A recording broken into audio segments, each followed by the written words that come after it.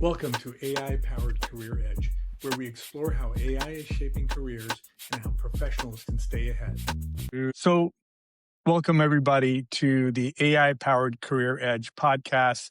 I'm really excited about this episode because we have a multifaceted, talented guest today. Her name is Amara Obi, and I'm excited to introduce Amara because not only is she very accomplished academically, she's also an athlete, but she has really embraced the tech world in a way that I haven't seen many people in our generation do it. And to top it all off, she has done it across continents.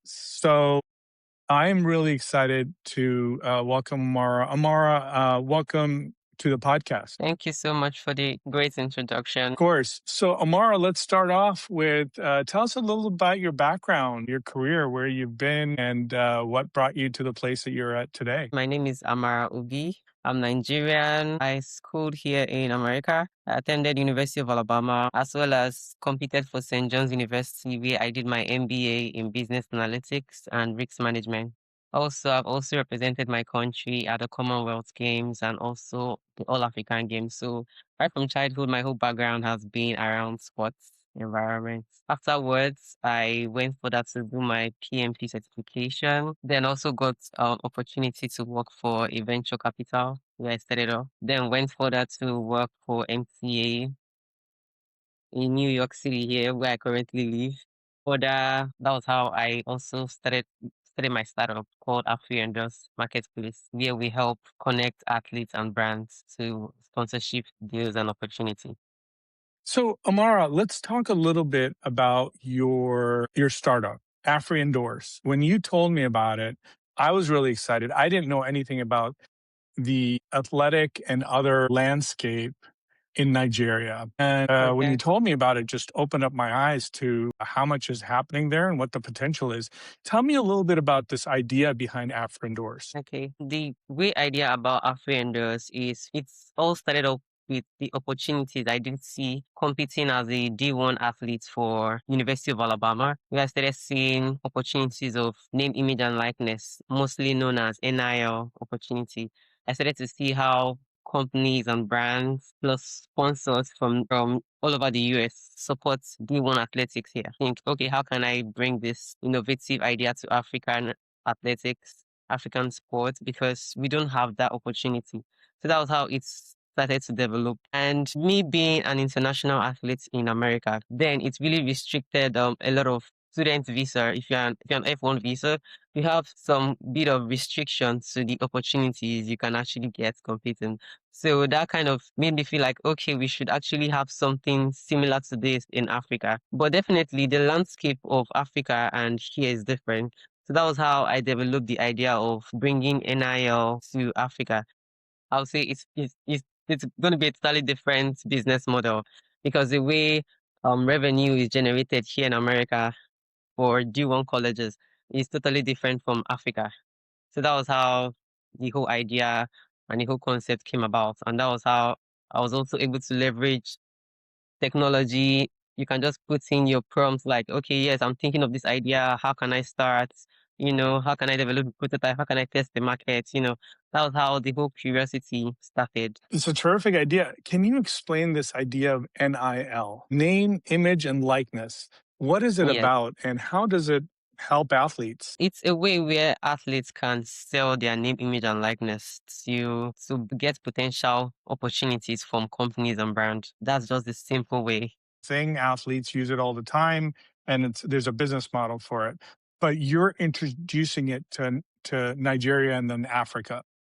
Yes, we're trying to introduce that to Nigeria and Africa. So athletes over there can be able to leverage this opportunity, benefit from brands, and also benefit from their fans that can support them as they go about their journey competing. How is it organized? You mentioned when we were talking before the podcast that you have a team in Nigeria, you have Yes. a team here. How do they all come together and work? Okay. Like the team here, it's mostly me and two others that are going to come in once the product is ready. So we have our meetings. We are able to have our meetings, our collaborations. Developers are all in Nigeria. Like my co-founder is still in Nigeria. So we're always able to meet, put heads together and develop these products, have meetings and able to understand if they are seeing the vision in which we have throughout the development process. So that's how we're able to actually communicate in a simple way.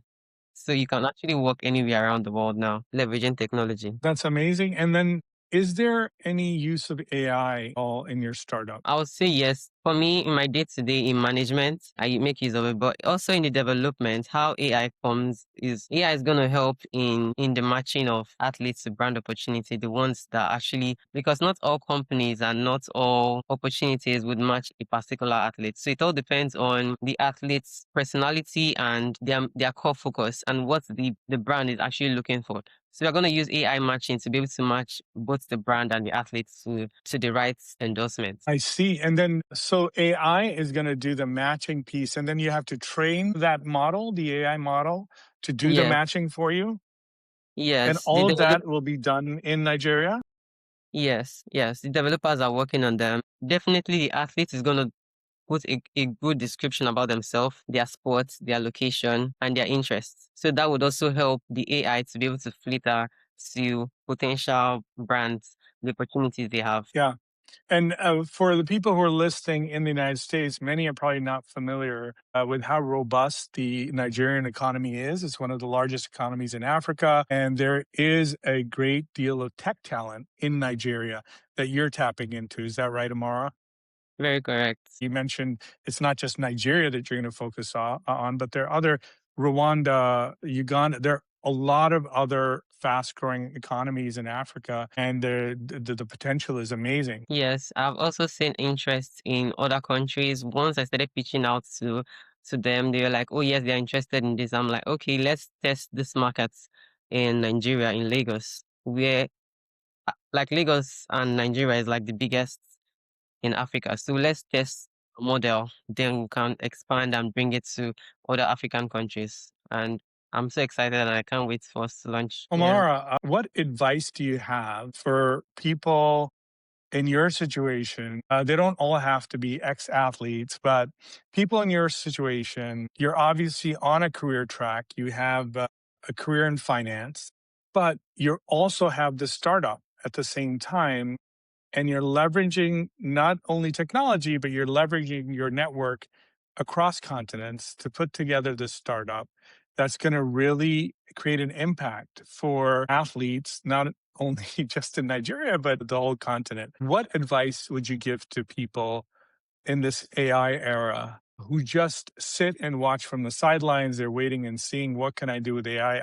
A lot of people are kind of in a wait and see mode. What advice would you have for that? I would say the simplest advice I can give to anyone is to take advantage of the opportunity because AI helps bring out your creativity.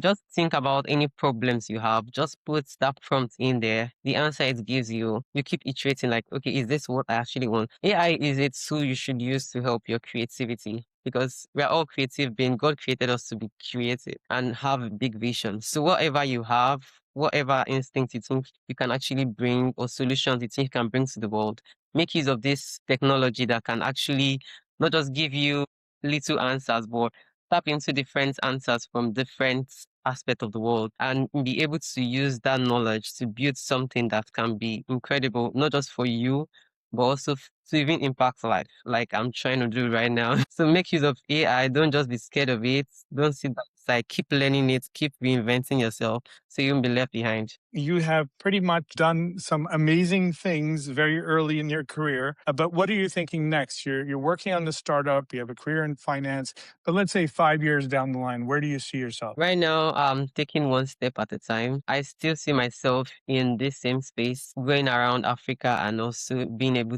to change and impact life within the same space, within the sports industry. It brings together a bunch of different worlds for you, your technology, your finance, your business, your career as an athlete. So it brings, and then of course your interest in Africa, which is where also part of your heart is, because that gave Africa gave you and Nigeria gave you a lot of.